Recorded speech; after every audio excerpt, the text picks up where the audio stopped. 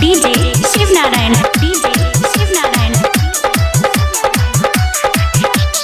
होली खेला है गे छौड़ी श्रीपुर नगरिया में है गे श्रीपुर नगरिया में सुन श्रीपुर नगरिया में रंग लगे तो पर सटवा छौड़ा 3 बजे दोपहरिया में है गे रंग लगे तो पर सटवा छौड़ा 3 बजे दोपहरिया में है गे रंग लगे तो या मोदवा छौड़ा 3 बजे दोपहरिया में। शिव नारायण, शिव नारायण।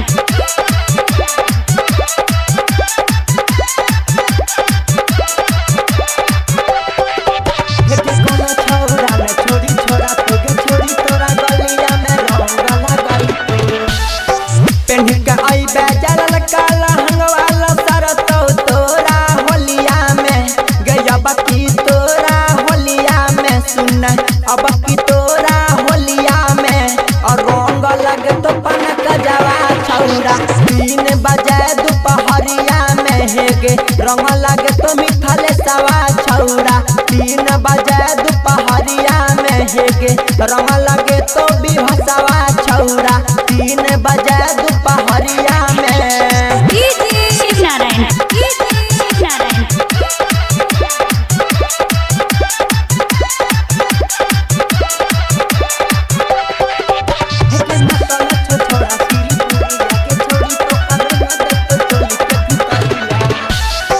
पीके मातल चौटर गन है गया बकी छौड़ा होलिया में सुन अब की छौड़ा होलिया में है गे अब की छौड़ा होलिया में रंग लगे तो रबिया छौड़ा 3 बजे दोपहरिया में है गे रंग लगे तो मनीषवा छौड़ा 3 बजे दोपहरिया में है गे रंग लगे तो चंदनवा